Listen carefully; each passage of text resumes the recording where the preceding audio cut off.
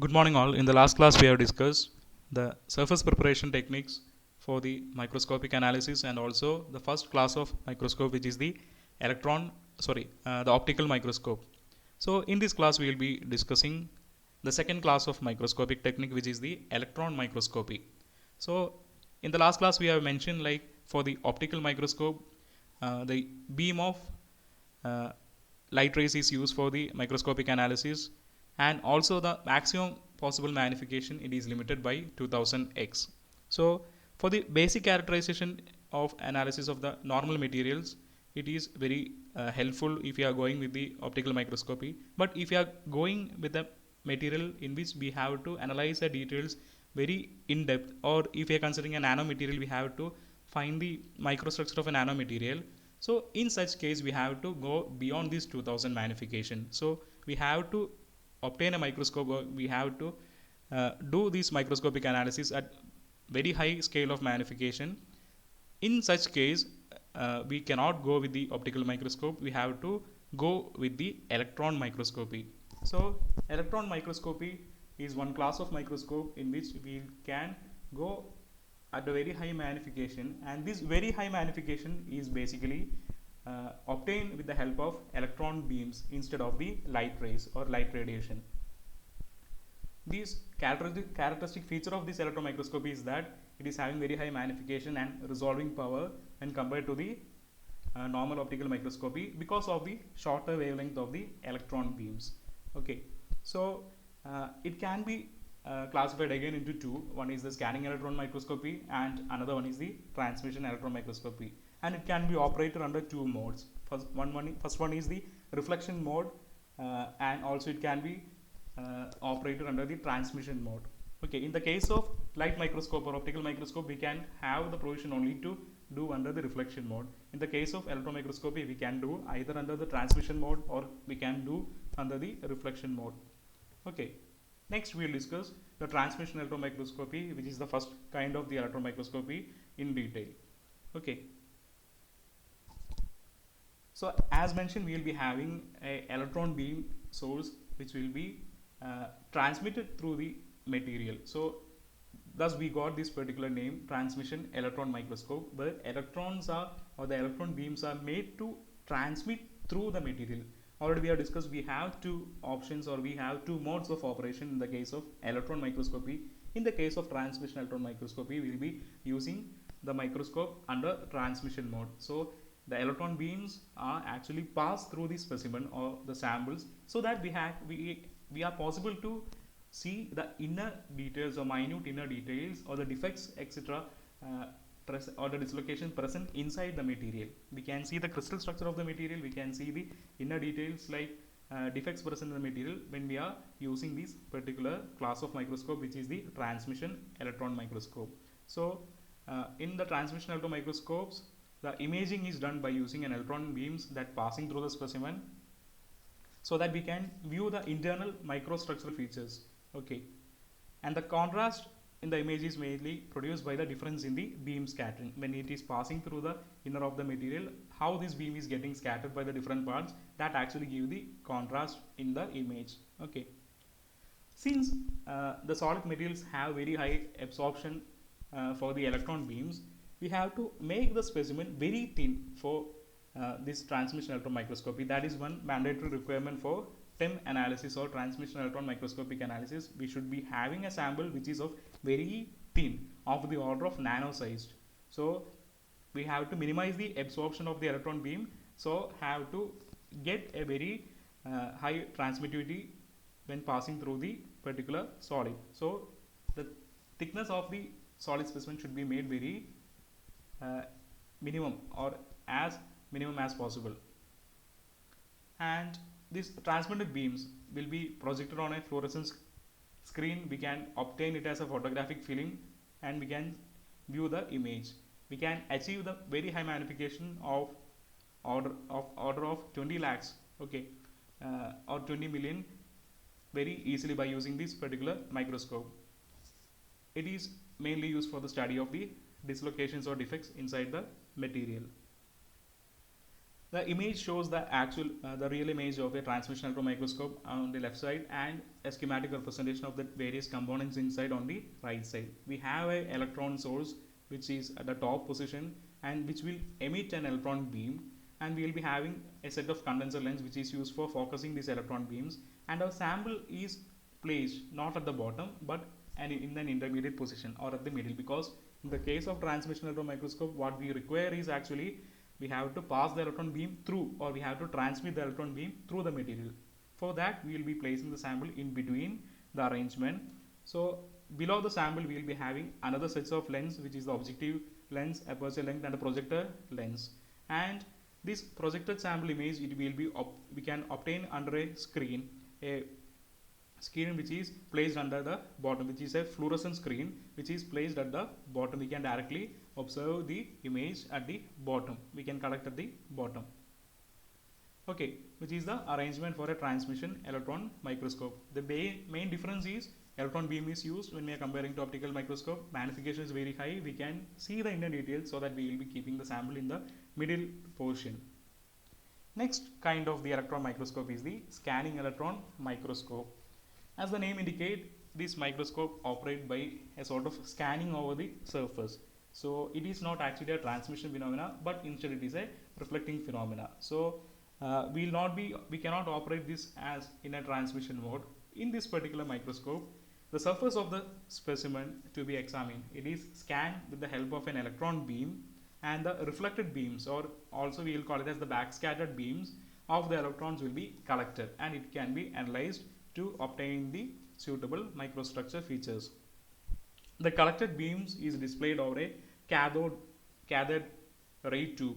Okay, so this collected beams actually it is converted to a voltage, and this voltage actually is converted to a cathode ray tube, and we can project it over the screen. The surface may or may not be polished, and it need not be etched also. So that is one difference from the transmission electron microscopy. In the case of scanning electron microscopy, we need not have a sample preparation techniques. We can have a sample without much surface preparation, or we can have a sample in which there is more undulations or irregularities over the surface, but that is not possible in the case of transmission electron microscopy. A very thin metallic surface coating must be applied for non-conductive material, because one mandatory requirement for SEM analysis or scanning electron microscopy is the material should be having very good electrical conductivity. So if the material is not conductive, we have to make it conductive by providing a suitable metallic coating. The magnification normally range from 10 to even well above 50,000. We can go up to a 1 lakh magnification very easily in the case of scanning electron microscopy. When we are comparing this with optical microscopy, it is very high magnification for SEM, but when we are comparing with that transmission electron microscopy, it is comparatively low. Transmission electron microscopy can even go up the order of millions of times. So the range of, when we are considering the range of magnification, it is higher than optical microscopy, it is lower than the transmission electron microscopy.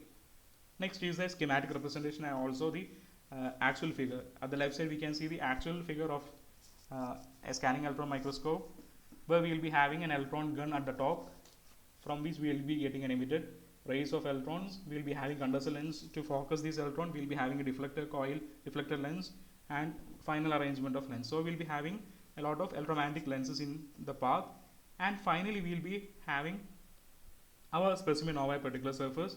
And we can say, in the case of scanning electron microscopy, the electron beam will be scanned, or it will be scanned over the surface of the specimen, and the reflections from this particular specimen surface, or we can say the backscattering electrons from this particular surface, it is collected with the help of an electron detector, and which is amplified with the help of a suitable mechanism, and then it is converted. That this particular voltage, amplified voltage, it is converted and it is projected over a CRT monitor. So since we will be having we require the surface morphology of the samples. The samples are not or the electron beams are not penetrated through the samples, but it is scanned over the surface. So that is the reason why we will be placing the sample at the bottom in the case of scanning electron microscope. whereas we will be placing the sample at the middle in the case of transmission electron microscope, because in that case we will be requiring electron beams to pass through the sample. Here we will have to scan the surface of the sample. Okay. Next, we will discuss in detail, point by point, the different characteristic features of the scanning electron microscope as well as the transmission electron microscope, how they are different and how they are similar. So, basic similarity, if you are considering, both are actually electron microscopes, they should be having electron beams. Okay, whereas in the case of optical microscope we are using a light beam. In the case of electron microscope, whether it is scanning electron microscope or the transmission electron microscope, we will be having electron beam as the source. Okay, that is one similarity. Second one is they both can provide very high magnification, even though scanning electron microscopy is having comparatively lower when compared to transmission electron microscopy. They have much higher magnification when they are compared to the magnification of the optical microscopy. And the third important features, when we are comparing the similarity of the both, we can say both must require very high vacuum equipment. So very high vacuum should be provided inside the operating condition, because we are using an electron beam and it should be well insulated, and well vacuum should be provided throughout the experimental setup for the case of SEM as well as TEM. Okay, when we are comparing the difference of the both, we can say SEM actually is doing a scanning of the surface, or it mainly provides the information of the sample surface and also the composition of the surface. So, but in the case, which means actually SEM can be used for surface analysis. Basically, we can say the surface analysis can be done using the scanning electron microscopy, whereas in the case of transmission electron microscopy, electrons are passed through the material or the sample, so we can see the inner details of the sample. So it can be used for the lattice distortion happening in the sample, the analysis of the defects present in the sample, the crystal structure analysis of the sample, the stress induced in the material. All those can be analyzed using the TEM. The resolution of the SEM is limited to 0.5 nanometer. The TEM has comparatively a resolution even up to 50 picometer, which means 10 raised to minus 12 of a meter. 1 picometer is 10 raised to minus 12 of a meter, which means resolving capacity. So, we can say the differentiating between two species, it is actually a resolving capacity. So, resolving capacity is much higher for the case of transmission electron microscopy, whereas in the case of the scanning electron microscopy.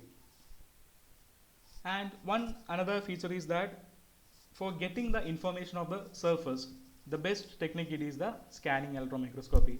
So we can understand the surface roughness, the contamination which is present over the surface, all this very easily using the scanning electron microscopy when we are comparing the transmission electron microscopy. So that is one reason why scanning electron microscopy is well used for the fractographic analysis. By fractography, what we means is to analyze a failure surface or fractured surface. So no need for surface preparation repair. So if we are doing a particular tensile loading or tensile loading of a material, and if the material is fractured up to a point when it crosses its breaking point, then if we are analyzing that fracture surface, we can see how this fracture has taken place, whether it is a ductile mode of fracture, whether it is a brittle mode of fracture. Such fractured surface can be easily analyzed using a scanning electron microscope.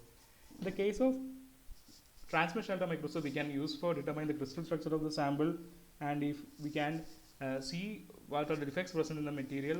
So inner details can be easily analyzed using the transmission electron microscope, but fractography or the surface analysis, it is not possible. SEM mainly provides a 3D image of the surface, whereas transmission electron microscopy, it is mainly providing a 2D image. In SEM, sample preparation is not required, whereas in the term we have to make a very thin sample of the order of 150 nanometers. So sample preparation is very tedious in the case of transmission electron microscopy. So for the SEM sample preparation, we need not have to put much effort for the sample preparation, whereas in the case of TEM, we have to make it as thin as possible. So we have to use many techniques like electro polishing mechanisms, mechanical polishing, ion beam milling.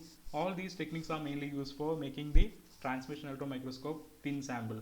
Okay, so that is one limitation of transmission electron microscopy. We have to make the sample as thin as possible, because we have to transmit the electron beam through the material. So in order to minimize the amount of absorption of the electron beam, we have to minimize the thickness as small as possible.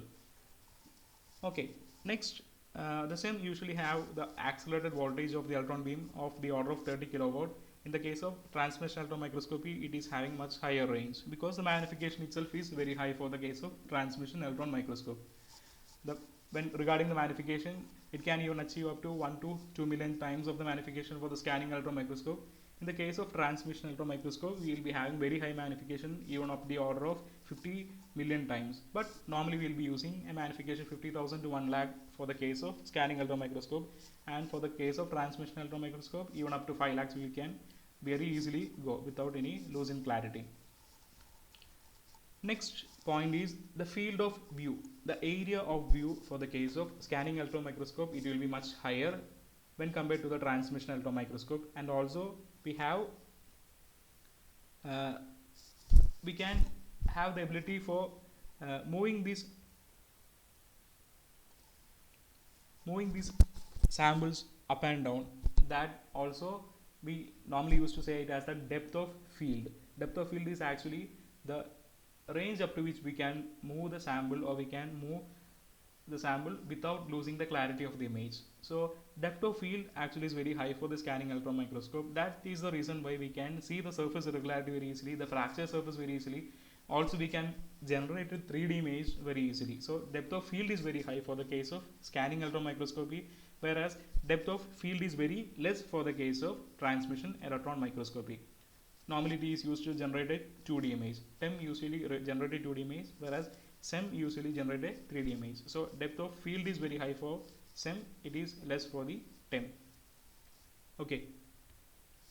This point we have already discussed, the position in which we are keeping the sample. In the case of SEM, we will be keeping at the bottom, and scanning is done over the surface, and the emitted rays are collected suitably. Whereas in the case of TEM, we will be having a sample which is kept in between the path of the electron beam and the final image. It is collected at the bottom position. So in the case of TEM, we have to see the inner details. So we have to transmit the electron beam in through the material, so that we have to get the inner details. In the SEM, we need the surface features. So one case it is positioned at the bottom. In the case of SEM, the sample is positioned at the bottom. In the case of TEM, it is at the middle of the apparatus.